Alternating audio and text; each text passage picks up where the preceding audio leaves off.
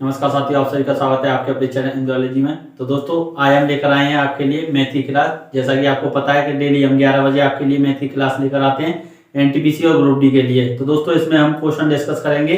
तो स्टार्ट करते हैं क्वेश्चन नंबर फर्स्ट से, जैसा कि आपकी स्क्रीन पर दिया हुआ है। तो दोस्तों क्वेश्चन दिया हुआ है, ऋचा ए से बी की यात्रा 15 किलोमीटर प्रति घंटे की चाल से, बी से सी की यात्रा 20 किलोमीटर प्रति घंटे की चाल से तथा सी से डी की यात्रा 30 किलोमीटर प्रति घंटे की चाल से तय करती है। यदि ए बी बराबर बी सी बराबर सी डी तो ऋचा की औसत चाल ज्ञात करें। तो दोस्तों हमको क्या दिया हुआ है, ए से बी तक की स्पीड दी हुई है। कितनी दी हुई है? 15 किलोमीटर प्रति घंटे से चल रही है। कितनी से? 15 किलोमीटर प्रति घंटे से। अब बी से सी तक जा रही है कितने की स्पीड से? तो दोस्तों ये जा रही है 20 किलोमीटर प्रति आवर। और सी से डी तक पहुंच रही है किस स्पीड से? 30 किलोमीटर प्रति घंटे की स्पीड से। अब दोस्तों हमको क्या करना होगा औसत चाल से? आपको ना तो कोई फॉर्मूला याद करना है ना कुछ, बस आपको क्या करना है, इन सभी का एलसीएम निकाल लेना है। क्या? एलसीएम निकाल लेना है। तो अब इन सभी का एलसीएम क्या हो जाएगा? तो इन सभी का एलसीएम हो जाएगा हमारा 60। कितना? 60। तो दोस्तों ये जो 60 आया है, 60 जो आया है, ये क्या होगी हमारी डिस्टेंस। लेकिन ये एक तरफ से डिस्टेंस है, यानी 15 किलोमीटर से चली तो कितनी चली? 60। बी से चली तो कितनी चली? 60। और सी, यानी सी से डी तक ऐसे चली तो कितनी? 60। और दोस्तों ये सभी बराबर बराबर हैं, इसलिए ये 60 डिस्टेंस हो जाएगी। अब टोटल डिस्टेंस कितनी हो जाएगी? 3 बार 60 चली है तो कितनी हो जाएगी? 180। 3 का इसमें गुणा कर देंगे, कितनी? 180 किलोमीटर की दूरी हो जाएगी। अब दोस्तों इसको 15 किलोमीटर प्रति घंटे की चाल से चलने में 60 किलोमीटर कितनी देर में चल पाएगी, कितने समय में चल पाएगी? यानी कि इसका इसमें डिवाइड करने तो कितना हो जाएगा? 4। और 20 की स्पीड से चलेंगे तो कितना समय लगेगा? 3। और 30 से चलेंगे तो कितना लगेगा? 2। तो यानी टोटल टाइम कितना लग जाएगा? 4 3 2। जिन सबको ऐड कर लेंगे तो कितना हो जाएगा? 4 और 3 7, 7 और 2 9, यानी 9 घंटे लग जाएंगे। और टोटल डिस्टेंस कितनी है? 180 किलोमीटर। अब दोस्तों हमको पता है क्या फॉर्मूला इसका क्या होता है? हो जाएगा हमारा speed equal to distance upon time. Distance upon time. दोस्तों हमारी डिस्टेंस कितनी है? 180 किलोमीटर। और टाइम कितना है? 9 घंटे। अब हम इसको इससे काट देंगे तो कितना आया हमारे पास? 20 किलोमीटर पर आवर। तो दोस्तों ये हमारा आंसर हो जाएगा, यानी ऑप्शन बी इसका बिल्कुल करेक्ट आंसर हो जाएगा। अगर आपका भी यही आंसर आ रहा है तो दोस्तों चलते हैं हम नेक्स्ट क्वेश्चन की ओर। तो क्वेश्चन आपकी स्क्रीन पर दिया हुआ है, सॉल्व करें क्वेश्चन को।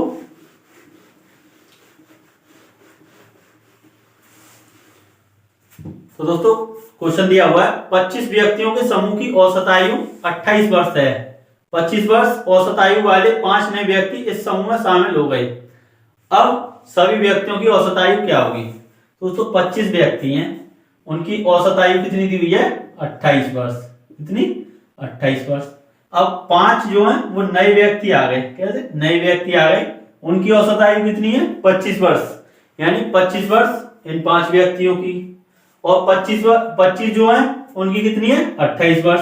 अब ये इनमें ही शामिल हो गए तो टोटल व्यक्ति कितने हो गए? 30। टोटल व्यक्ति हो गए 30। लेकिन ये इस औसत से कितनी कम है? इनका औसत कितना? 3 कम है। कितना कम है? 3। अब 5 व्यक्तियों में 3 वर्ष कम है तो कितना कम हो जाएगा? ये 5 का इसमें गुणा कर देंगे तो कितना? 15।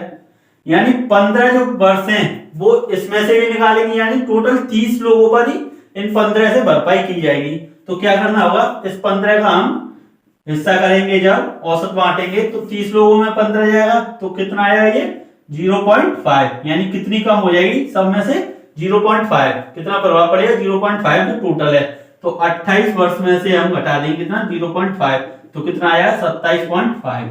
कितना? 27.5। दोस्तों ये हमारा आंसर हो जाएगा ऑप्शन डी। और दोस्तों और भी इसके तरीके हैं, जैसे कि आप इसकी टोटल वर्ष निकाल लेते 25 का इसमें गुणा करके और 5 का इसमें गुणा करके इसकी निकाल लेते और इन सभी को जोड़ देते और इन सभी को जोड़ देते। दोस्तों उससे आपका टाइम ज्यादा वेस्ट होता और आप सॉल्व नहीं कर पाते। सिर्फ आप इसी तरीके को फॉलो करें। तो अब हम चलते हैं नेक्स्ट क्वेश्चन पर। तो क्वेश्चन आपकी स्क्रीन पर दिया हुआ है, आप सॉल्व करें और वीडियो को शेयर कर दें अपने सभी साथियों में। तो दोस्तों क्वेश्चन दिया हुआ है, एक मोटरसाइकिल को 70,000 में बेचने पर राम को 25% लाभ प्राप्त होता है। यदि उसे 30% लाभ प्राप्त करना हो तो मोटरसाइकिल का किस मूल्य पर बेचना चाहिए।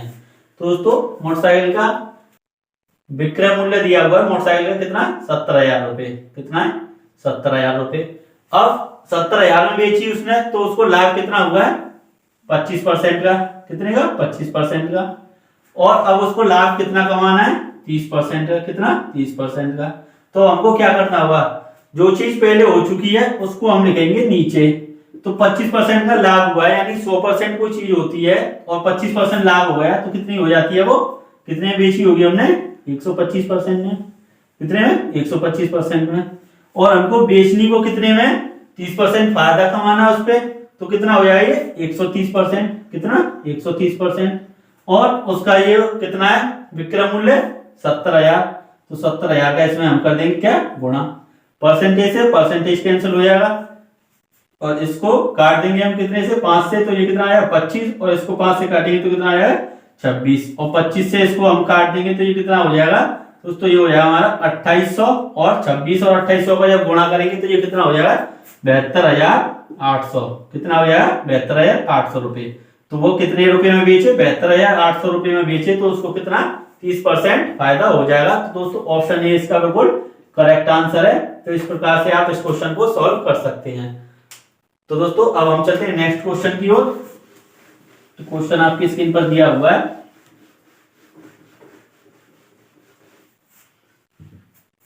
तो दोस्तों क्वेश्चन दिया हुआ है, एक बाइक का सूची मूल्य है, इसके क्रय मूल्य से 15% अधिक रखा गया। यदि इसे 20% की छूट पर बेचा जाता है तो डीलर के हानि या लाभ प्रतिशत की गणना कीजिए। तो दोस्तों जो मार्क प्राइस है वो कितना रखा गया है, जो इसका कॉस्ट प्राइस है उससे 15% अधिक। तो हम सीपी यानी कॉस्ट प्राइस कितने मान लेते हैं, 100 रुपए मान लेते हैं। अब 15% अधिक रखा गया है इसके, तो जब 15% इसमें ज्यादा हो जाएगा तो कितना हो जाएगा, 115। क्या, मार्क प्राइस। क्या, मार्क प्राइस यानी सूची मूल्य।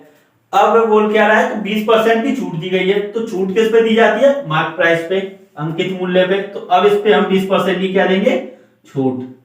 यानी 115 पर 20% की क्या छूट देंगे। तो कितने में बेचेंगे इसको, तो 0 से 0 और इसको काट देंगे, यानी 5 से काटेंगे तो 2 और 5 से इसको काट देंगे तो 5 दूनी 10 और 5 3 15 और 2 से इसको काट देंगे तो 4। और जब इसका इसमें गुणा करेंगे तो 4 3 12 हासिल 1 और 4 दूनी 8 और 1 9, यानी कितने रुपए में, 92 रुपए में।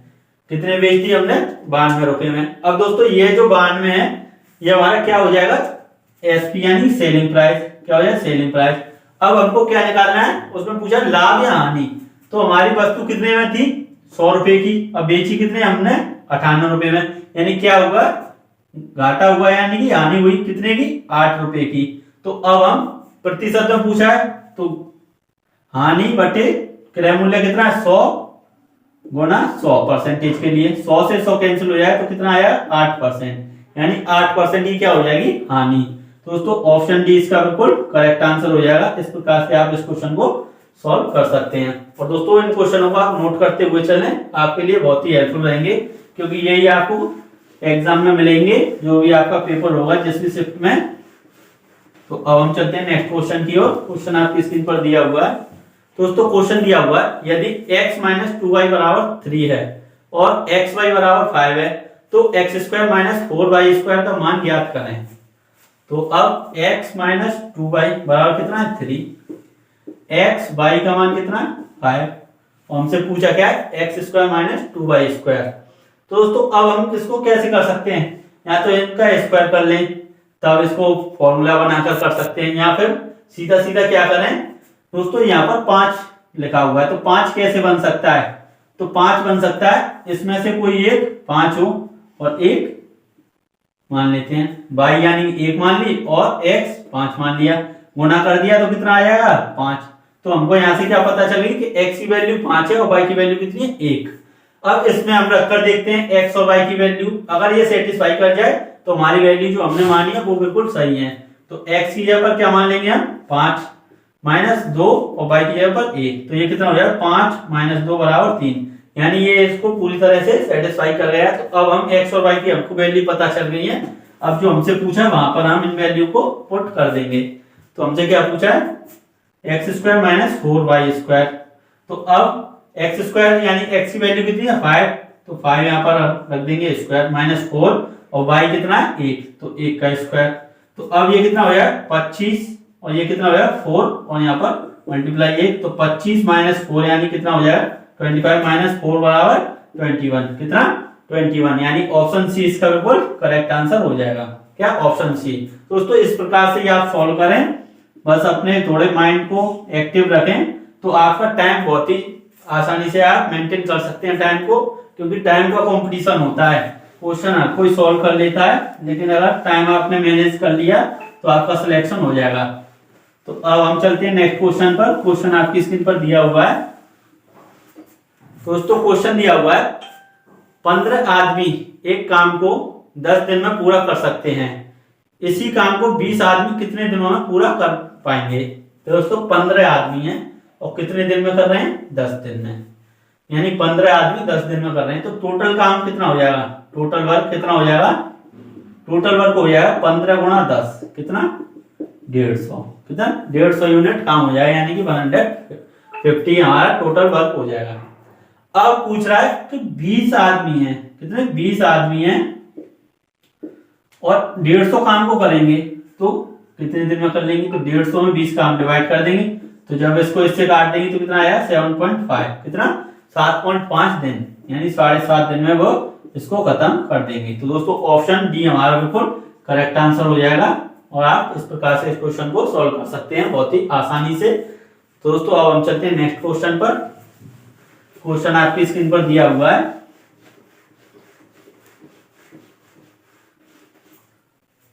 तो दोस्तों क्वेश्चन दिया हुआ है 6300 रुपए को एक्स वाई जेड के बीच इस प्रकार बांटा जाता है कि x रेशो y बराबर 7:5 और y रेशो z बराबर 3:4:3 होता है, तो y के हिस्से में कितना धनराशि आएगी।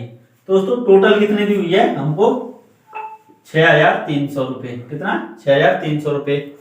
अब x और y का रेशो कितना दिया हुआ है, x और y का 7:5 और y और z का देखेंगे तो कितना है, तो y का कितना है 4 और z का कितना 3। अब y का यहाँ पर 5 है, यहाँ पर 4 है, यानी अलग अलग है, तो हमको सेम करना होगा। तो सेम करने के लिए क्या करेंगे, इसमें कर देंगे 4 का मल्टीप्लाई और इसमें कर देंगे हम 5 का मल्टीप्लाई। तो यानी कि जब इसको मल्टीप्लाई करेंगे तो x का कितना आया 28, ये कितना हो जाएगा 20 और ये कितना हो जाएगा जब 5 का इसमें मल्टीप्लाई करेंगे 15, यानी टोटल कितना हो गया x बाई z का रेशो कितना हो जाएगा 28:20:15। अब दोस्तों इन सब को हम जोड़ देंगे तो कितना हो जाएगा, ये हो जाएगा 5 और 8 13, 1 और 1 2, 2 और 2 4 और 2 6, यानी 63। और टोटल कितना दिया हुआ है यहाँ पर 6300, यानी 63 नहीं है, कितना है 6300 रुपए। टोटल कितने रुपए 6300, यानी कितने गुना ज्यादा है 100 गुना ज्यादा। तो अब हमसे पूछा क्या y का हिस्सा, तो दोस्तों ये x का है, ये y का है और ये z का है। तो y का यहाँ पर कितना है 20 यानी 20 नहीं है, लेकिन क्या करना होगा हमको 20 में 100 का गुना करना होगा, जब ही तो आएगा y का हिस्सा। तो कितना हो जाएगा ये 2000, कितना हो जाएगा ये 2000, यानी ऑप्शन सी इसका बिल्कुल करेक्ट आंसर हो जाएगा। दोस्तों इस प्रकार से आप इन क्वेश्चनों को कर सकते हैं और ये आपको हमने कई क्वेश्चन इस प्रकार से कराए हैं, तो आप बस वीडियो को पूरा देखा करें। और अब तो दोस्तों नेक्स्ट क्वेश्चन आपकी स्क्रीन पर दिया हुआ है, आप सॉल्व करें, बहुत ही आसान क्वेश्चन है। दोस्तों क्वेश्चन क्या है, शैक्षिक सत्र 2018-19 के लिए कविता की उसके स्कूल में उपस्थिति 216 दिन थी। उसकी उपस्थिति की गणना करने पर यह देखा गया कि उसकी उपस्थिति 90% थी। स्कूल के कुल कार्य दिवसों की संख्या ज्ञात करें। दोस्तों उसकी उपस्थिति कितनी थी 216, लेकिन 216 अगर परसेंटेज में देखें तो कितना बताया गया है 90%, कितना 90%। दोस्तों 90% यानी 1% निकालेंगे, 90% बराबर कितना है 216, 1% यहां से निकाल लेंगे तो 216 में 90 का हम भाग दे देंगे। हमसे पूछा क्या है कि स्कूल के कुल कार्य दिवसों की जो परसेंटेज होता है वो 100 में से ही तो होता है, यानी 100% निकालेंगे तो इसमें हम क्या करेंगे 100 का मल्टीप्लाई कर देंगे। जब 100 का मल्टीप्लाई करेंगे तो 0 से ये 0 कैंसिल और इससे इसको भाग दे देंगे तो ये कितना हो जाएगा 24 और कितना आया आंसर हमारा 240 यानी 240। टोटल कार्य दिवसों की संख्या कितनी हो जाएगी 240। तो दोस्तों ऑप्शन बी इसका बिल्कुल करेक्ट आंसर हो जाएगा। तो अब हम चलते हैं नेक्स्ट क्वेश्चन की ओर। दोस्तों क्वेश्चन आपकी स्क्रीन पर दिया हुआ है, आप सॉल्व करें। तो दोस्तों क्वेश्चन दिया हुआ है किसी आयत का विकर्ण 15 सेंटीमीटर तथा लंबाई 12 सेंटीमीटर है, तो आयत का क्षेत्रफल ज्ञात करें। दोस्तों आयत किस प्रकार से होता है, यानी रेक्टेंगल बोलते हैं। विकर्ण एक कोने से दूसरे कोने को छूने वाली रेखा को क्या कहते हैं विकर्ण। यानी कितना ये 15 सेंटीमीटर और लंबाई कितनी दी हुई है 12 सेंटीमीटर। अब दोस्तों हमको ये निकालना है, तो हम किस प्रकार से निकाल सकते हैं। तो ये तो हमारा रेक्टेंगल में यानी आयत में 90 डिग्री का होता है कोण, तो यानी इसमें हम पाइथागोरस थ्योरम लगा सकते हैं। तो पाइथागोरस थ्योरम के लिए ये हमारा क्या हो जाएगा बेस, ये क्या हो जाएगा हमारा परपेंडिकुलर और ये क्या हो जाएगा हाइपोटेनस। हिंदी में अगर देखें तो ये आधार और ये लंब और ये कर्ण। तो अब इसका फॉर्मूला पाइथागोरस थ्योरम क्या होती है दोस्तों, वो होती है हमारी P square plus B square बराबर एच स्क्वायर, यानी परपेंडिकुलर का स्क्वायर प्लस बेस का स्क्वायर बराबर हाइपोटेनस का स्क्वायर। अब दोस्तों परपेंडिकुलर हमको निकालना है और बेस कितना दिया हुआ है 12 का स्क्वायर बराबर एच यानी हाइपोटेनस कितनी है 15 है, इसका स्क्वायर कर देंगे यानी पी स्क्वायर बराबर ये कितना हो जाएगा 144, यहाँ पर प्लस है 144 बराबर 225, 15 का स्क्वायर कितना हो जाएगा 225 और पी स्क्वायर बराबर कितना हो जाएगा 225। ये जब इधर जाएगा तो क्या हो जाएगा माइनस 225, ये हो जाएगा माइनस यहाँ पर। तो पी स्क्वायर बराबर क्या हो जाएगा ये हमारा 81, कितना हो गया 81 और पी बराबर क्या आएगा 9, क्या आएगा 9।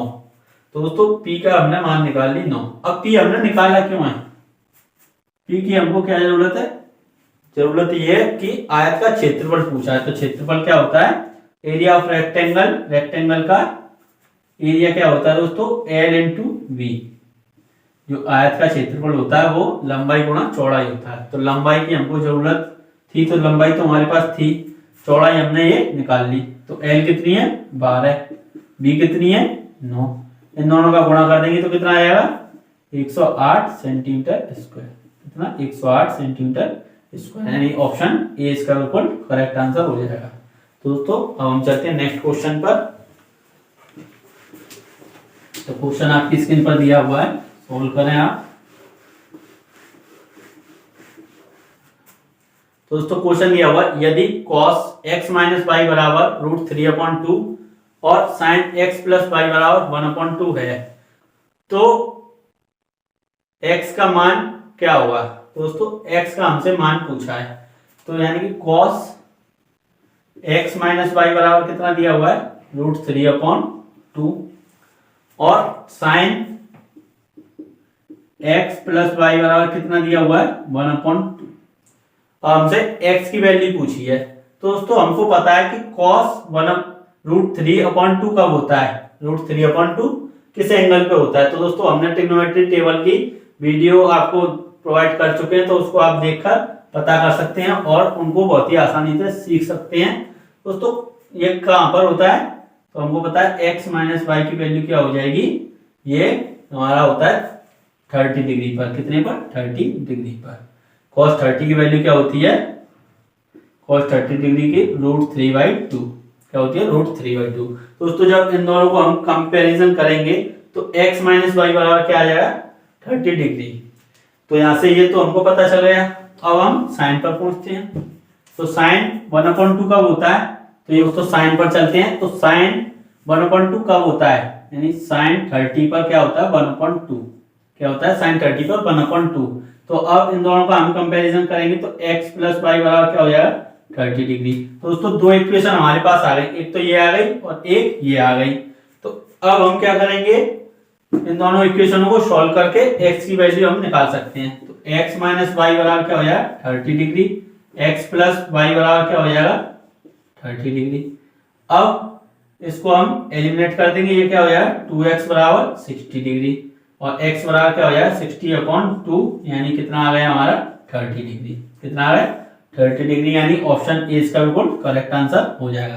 तो दोस्तों इस प्रकार से इन क्वेश्चनों को आप सॉल्व कर सकते हैं। आपको वीडियो कैसी लगी कमेंट करके बताएं और वीडियो को लाइक कर दें और चैनल सब्सक्राइब नहीं किया तो चैनल को सब्सक्राइब कर लें। Thank you all the best.